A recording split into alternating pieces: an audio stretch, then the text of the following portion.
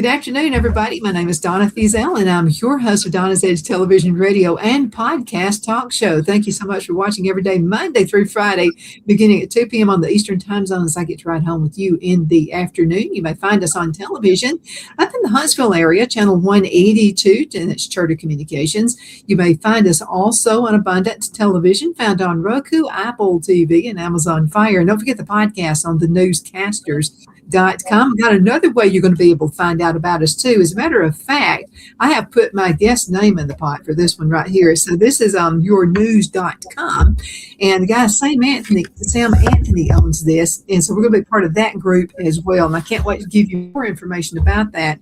Alan, you're like my son. So anything new I try, I always try to get you in it too, because I know that you're a writer and you're an author, you're a speaker, and very political, very all-round person. So I think this would be a good avenue for you. I'll talk with you about that a little bit later. But Alan Mendenhall is with me right now. There was an election last night in the state of Alabama, and you were my first guy. And I was so glad we had planned you for today. And so what a whirlwind. I know. Surprises for you. Well, what's funny is we just found the open date on the calendar. It hadn't even occurred to me that we would be speaking the morning after the primaries. So, wow, really exciting. Obviously, we'll start with the unsurprising result, which is that Tuberville won the Republican primary for governor. No surprise there. That's really exciting. I think he's going to make for a great governor. The challenge to his residency was tossed out same day as the primary. So everything it's full jets ahead for him. But some of these races were pretty close, and we've got runoffs coming up. We've got runoffs for Attorney General. We've got runoffs for U.S. Senate to fill Tuberville's seat. So it's exciting times. Let's talk about the Senate race, okay? Because this one right here, I just knew the Navy JAG was going to. I just knew it because I interviewed him, and first time out, and I've talked to a lot of folks first time out running for office, and they're a bit nervous. They don't know what to expect, but he seems so seasoned without being seasoned in politics.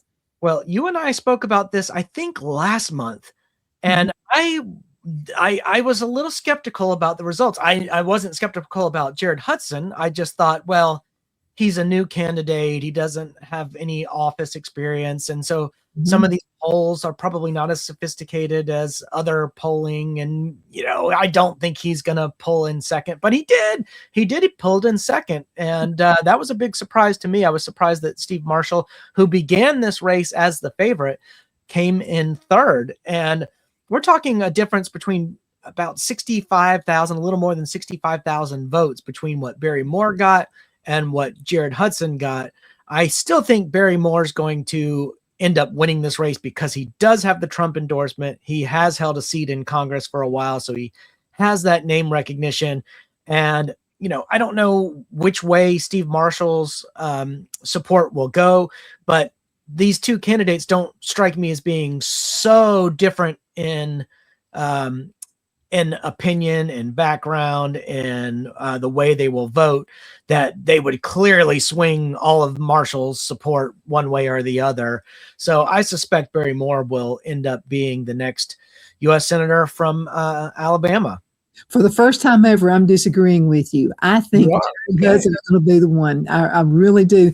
The more I've talked with him and the more he's out, he's a boots on the ground local guy, but very polished and very professional. That's hard to find. I'm just telling you, a few folks have, and I won't mention names, but a few folks have run for office. And one guy in particular has run several different times. He wanted to be governor so bad he couldn't taste it. But he didn't have the it factor. You know what I mean? It was, you've got to be and Jared seems like the type that could probably insult the left and they wouldn't know he was doing it. I mean, I think he's got that gift. So let's think of a good bet between two of us, okay? So let's think of a bet because my money is on Jared. I think he's going to do it. Oh, wow. Well, you said money, so I don't know. This thing really, are we gambling on live air? I don't even know. 50 cents. You know me, I'm tight with my money, and so are you. But let's throw 50 cents in the ring. How about that? Yep, we'll do do 50 Cent, the rapper. We'll do it. I'm in for 50 cents. No, I'll tell you what I'm in for. If you'll send me a Hershey's bar when I win, I'll be happy. That would be an easy arrangement because, my parents stay at my house quite often, and my dad is in this s'mores obsession phase. And so every time I come home, my fridge has Hershey bars, and my pantry has marshmallows and graham crackers. Like, what is all what's going on here? So I'll send you one of his Hershey bars. Yeah, do that when I win. But you never know, man. It's going to depend on how many people go out and vote. I'm a little disenchanted with the number of people out of almost 5 million people. I'm so glad you brought that up. So let's say just over 5 million people in Alabama. Mm-hmm. And we have basically 9% of the population, that just over 9%, that turned out for that race. A little more for governor. We had, about 9.5%, but roughly the same, and roughly the same for lieutenant governor, just over 9% of the population of Alabama turning out for that race. Now, again, it's a Republican primary, so we're already excluding all the Democrats, but let's be honest, out of the 5+ million people in Alabama, there aren't that many Democrats. So, the turnout was relatively low. And I know that when I went into the Lee County polling to vote, I didn't have much of a line. I just sort of walked in, sat down, filled out my ballot, walked out, threw my sticker on, and that was that. It was a pretty quick process. It's crazy. I mean, when you say less than 1 million people voted out of 5 million, that's pathetic. Yeah. Oh, it's a lot. Yeah, that's right. It was a small weather. Did you? Well, the weather was reasonably nice. Oh, the weather was glorious yesterday. Yeah, it was amazing. At least where I was. I can't speak for the rest of the state, but in Lee County, it was beautiful. Well, let me ask you a question. This pertains to voting as well. So, and this kind of digs up some of that. So you got North Alabama, where you got the mountains, because Alabama's gorgeous. I mean, no matter what you say, it's like South Carolina. You got the mountains and you got the beach. Is there a difference between the way people vote and who they vote for, say, North Alabama versus South Alabama? Well, I would say within the Republican Party, in terms of issues, maybe not so much, but in terms of favorability to local candidates, yes. I know Barry Moore did pretty well up in Huntsville, North Alabama area.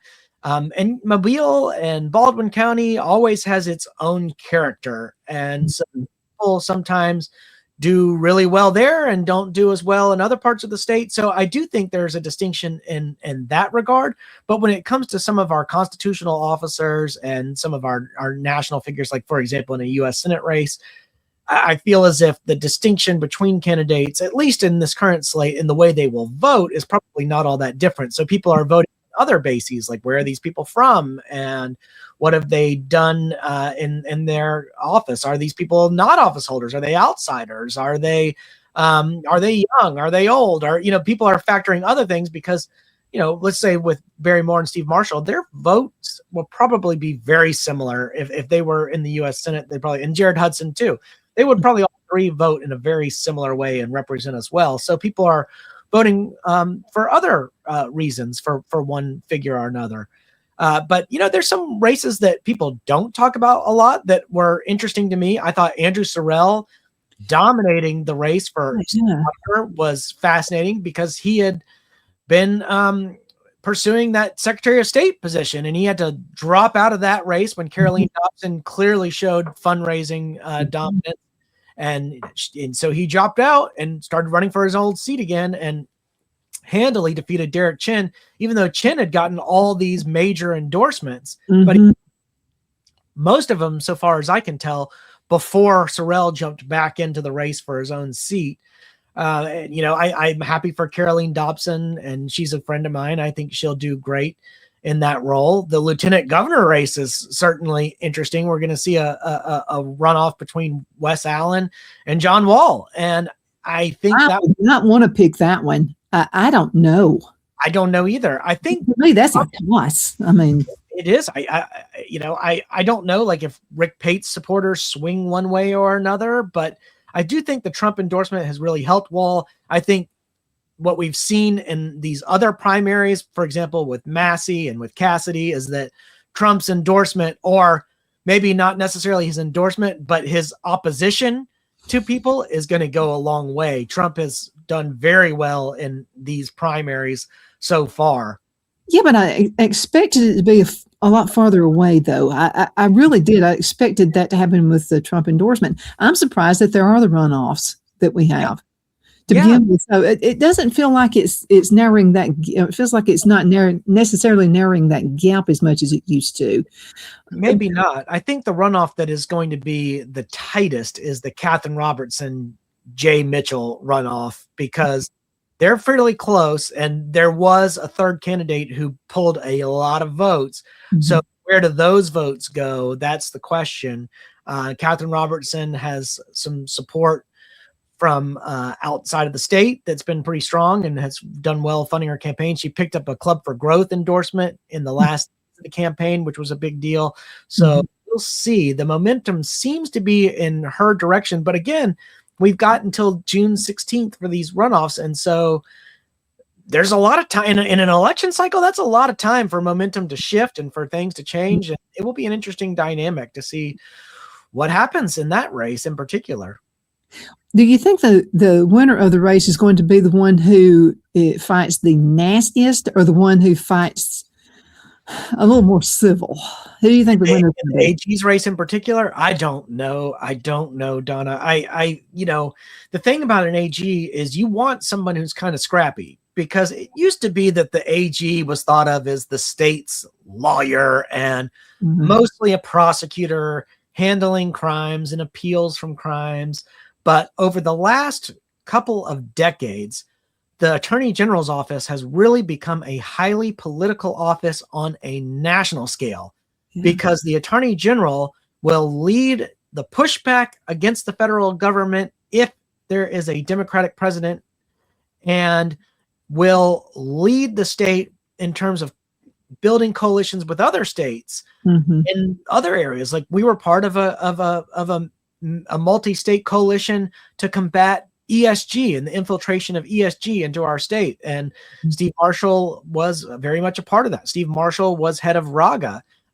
Luther Strange was deeply involved with RAGA. And, that's a very national thing, because we've got AG's offices and solicitors' offices within AG's offices coordinating on a national basis in ways that are actually fairly new to our republic. And so we see a lot of blue state, red state rivalries going on, and most people don't pay attention to all that, but they're taking place within the Attorney General's office. So it's a very, very important position nationally. Maybe as important as the governor's office. I agree with you 110%. Let's go into a commercial break. We'll be right back in just a few minutes. Man, time flies when you're having fun. We'll be right back. Twin City Used Car Sales has been serving drivers in the Northeast Alabama area for years with a quality selection of late model used cars, SUVs, and pickup trucks. On top of our extensive selection and competitive prices, we offer professional auto financing services for used car buyers of all credit levels. Whether you've just begun your search or you're ready to secure your next vehicle, at Twin City Used Car Sales, you will drive away with the vehicle of your dreams. The sales and finance staff at Twin City Used Car Sales looks forward to serving you, and you can apply for financing online before your visit to our used dealership in Gadsden, Alabama. Check us out on the web at twincityusedcars.com or go by our location at 901 First Avenue, Gadsden, Alabama. We sincerely look forward to serving you.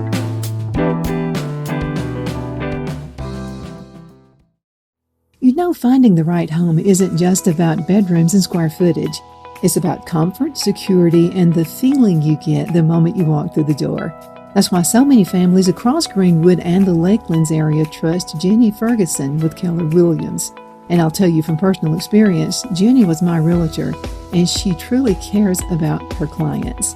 Jenny takes the time to listen, to understand what matters most, and to guide you every step of the way, whether you're buying your first home, upgrading, or ready to sell. Because this isn't just a transaction, it's your life. With local knowledge, personal care, and a commitment to getting it right, Jenny Ferguson makes the process simple and even enjoyable. So if you're thinking about buying or selling, now's the time to make your move. Call Jenny Ferguson with Keller Williams in Greenwood today and take the next step toward a place you'll truly love coming home to. Lowe's knows that the projects you build in spring are the ones you can't wait to share. It's why we make sure you have our best deals with My Lowe's Rewards and that you get help from people who've been there, done that. Try this. This spring, we'll help you build something rewarding. Hey, Stan. What's up? I made you something. Oh, thank you. And I got something for you. You grew these? Of course. Lowe's knows how to help you spring. Donna's Designs offers a line of handmade memorial, wedding, and keepsake jewelry that launched back in 1970.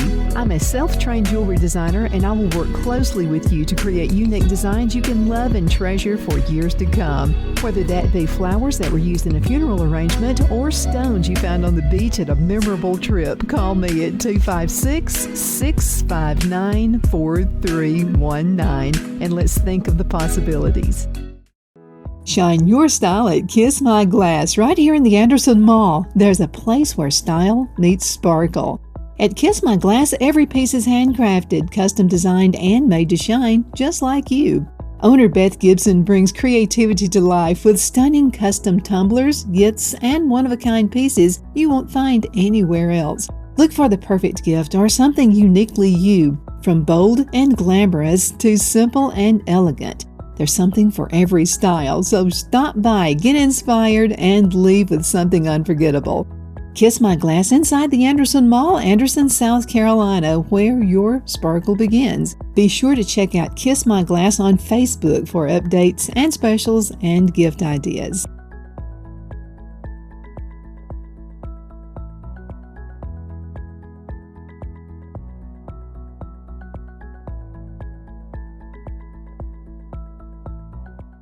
Okay, we are back. My name is Donna, and I am your host of Donna's Edge television, radio, and podcast talk show. Again, thank you so much for being with us every day, Monday through Friday, as we get to discuss all kinds of wonderful things. And I've got my really good friend, Alan Mendenhall, with me right now. Alan, I am so glad this worked out for you to be the first person I spoke with about this election, but I wanted to ask you a question, and this is going back to the governor's race again. I was pretty sure that Tommy Tuberville would hag it. He would snag on the Republican side. I think he's in for a fight with Doug Jones. I've never thought that before, but I feel like it's going to be a fight. Well, it's interesting that there's a rematch. I don't think there's going to be much of a fight. I think Tommy Tuberville will win this handily. I think Doug Jones got that U.S. Senate seat in a bit of a fluke. If you recall how he got it, we had a special election, and Luther Strange and Roy Moore running against each other. Roy Moore won the primary. After he wins the primary, the Washington Post pulls that story, waited until after the primary so that Luther Strange couldn't win it. Then they pull it, and that's where Roy Moore's support among most kind of establishment council type Republicans fell apart. And so that created an avenue for Roy Moore for Doug Jones to get that Senate seat, but it was a big kind of fluke. Now, going head to head with someone like Tommy Tuberville, I don't see that happening at this point. Tuberville's been in the U.S. Senate for quite some time. All the vetting that would have occurred has occurred, and so he's going to win. He's going to be our governor, and he's going to be a little bit of a different governor. Now, the position of governor in the state of Alabama constitutionally is not that powerful as compared to governors in other states. So it's not so much a governor can do in terms of like exercise executive power the way the president of the United States can exercise executive power. But I suspect Tuberville is going to come in and be a different kind of leader. Governor Ivey has been pretty squishy. She's just been a let's not rock the boat type person. And in particular, in the last 2 years, ever since her chief of staff turned over and Joe Bonner went down to South Alabama, the office has been more of go along to get along. Let's just do whatever is mainstream and whatever people tell us to do, and let's be beholden to the lobby corps. And so it's been a very unexciting, uneventful, and somewhat lame end to the governor's position in Alabama. But I wish Kay Ivey well in retirement, and I'm very excited about what Tuberville will come in and do. I was not really on board with Tuberville when he first ran for U.S. Senate, but I have to tell you what got me in is when he runs the commercial, somebody's yelling at him. He's at a football game, and he's the coach, of course. And so he's walking by, and I didn't care for the language, but however, someone did say something nasty to him, and he looked at that person and said, "Oh, go to blank," and then he said, "Go get a job." That's when I said, okay, he's tough. I'm voting for him. That's not that I like the language, but I'm just saying we need a world of toughness these days. There has been so much. Well, he needs to be he needs to speak well. He needs to be more statesman. It depends on what your idea of statesman is. My idea of statesman is not being wishy-washy and just going with the flow. My idea of statesman is you get in there. If you've got to yell and scream at folks, do it, because that's what you have to do with your children sometimes. You don't want to, but you have to. There has to be a correction. But with that said, let me ask you a question. The most important position in the state of Alabama, and I'm singling out Alabama because every state is different, is how they run things. In your opinion, is the most important job U.S. Senate or governor? Well, I think that I guess they're important in different ways. Obviously, nationally, we have a very close Senate. We need to keep a Republican majority in the Senate, and we're talking about everything from confirming federal judges, which is all the way to the system. And so I think that nationally, it's probably most important that we have a Republican senator, and not just any old squishy Republican senator, not just a Richard Shelby who thinks his job is just to bring home the bacon, but somebody that their job is to represent the people of Alabama and be aggressive in doing it and really fighting the of the left. Now, it's also really important that we have a good governor, and in particular in our state. We've had, and I won't sit here and rattle off the names, but we've had about 4 or 5 entities really controlling Alabama politics for a long time, and enjoying the benefits of being able to pick and choose the winners and losers. And it's time for that to end. Those entities have enjoyed dominance for way too long. We need a major shakeup, and I think Tuberville's the guy to do it. Now, when it became clear that Tuberville was going to run for governor, all these entities I just mentioned made immediate overtures toward him after grumbling about him in the U.S. Senate, complaining about him, even though he was doing what most people in Alabama wanted him to do.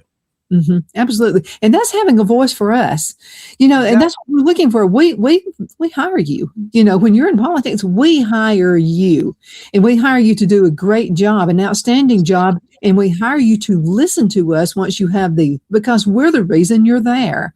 And so many folks get away from that. Tuberville doesn't have to run. He doesn't need the money. I mean, nothing like that. But you got to have somebody with a good head on the shoulder, someone like the Navy Jag. I'm just telling you, I think he would be a great team, and I think he and Tuberville could make a great team. Well, I'm looking forward to seeing what happens in this race, and to whether I lose or gain a Hershey bar. But I will say one funny thing, Donna, is I was looking at some Alabama politics Facebook page last night, and I was watching these Democrats talk on the Facebook page. And this is no offense to Democrats in general. It's just to the people that were making these comments. And they were saying, we're going to get a blue wave tonight. We're going to get a blue wave. And I'm like, blue wave? This is a primary. Like, what are you even talking about? It was so absurd. Draws. I mean, I wish they'd just stop it. Well, I've got friends who are liberals, for goodness sakes. And I don't even argue with them because I don't see the point, but I'm like, where do you get your info?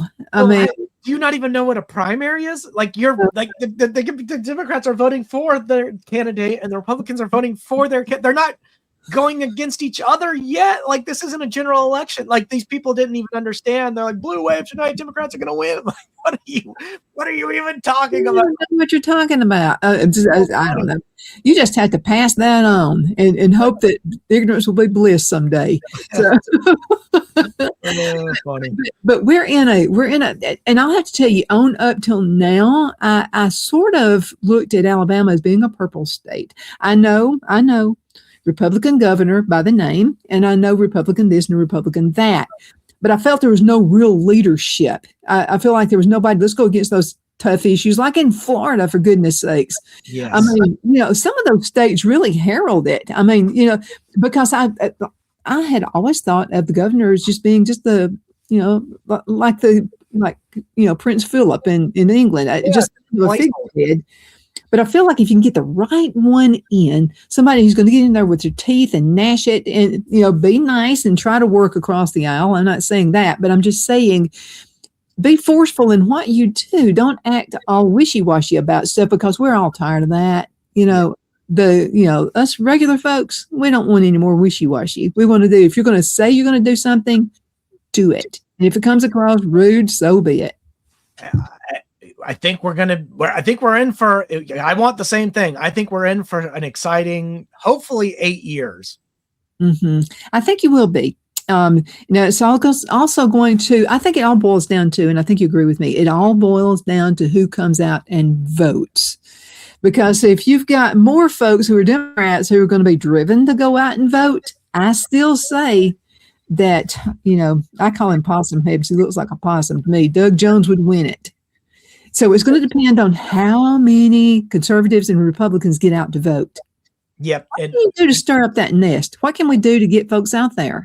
Well, historically, the turnout for primaries is lower. So I'm not surprised that it was lower. I am a little bit surprised that barely over 9% of our population voted in the Republican primary. But I suspect come general election, and I suspect we're going to see a much greater turnout. But we got to talk about it. People have got to go out and vote, and I think they will.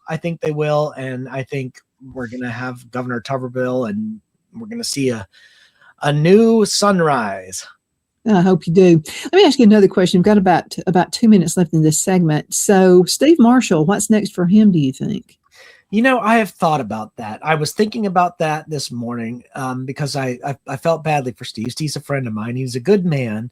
And I don't know the answer to that question. I'm not sure what he will do. But I think, there are interesting options on the horizon. A couple things I thought about is University of Montevallo will be hiring a new president. Obviously, Troy University and Chancellor Jack Hawkins will be stepping down. It will be hiring a new chancellor. And so there are things like that are out there that maybe people don't immediately think about. Mm-hmm. And Steve would be good at those types of roles. I have no idea if that's something he would want. I just have no idea. But it would be interesting to see him assume a position like that. You think he's finished with politics, or will he be back in? I don't know. I think he's got time. He's still young enough to come back and do something. And I don't see him wanting to be, a judge or something like that. But I don't think he's done with politics. No, I just don't know exactly what the path is, but he'll be fine because he's a smart, capable man. I'm with you. He's got plenty of time to think about it. He does. Absolutely. Alan, thank you so much for being with me. I'm glad you were the one. Well, thank you, Donna. It was fun to come on. Absolutely. As always. Perfect timing. And thank you guys so much for watching. I definitely appreciate that. Continue sending email. Just makes my day. Donna@donnasedge.com. Donna@donnasedge.com. Thank you so much for watching. And Alan, again, thank you so much for being with me. Thank you.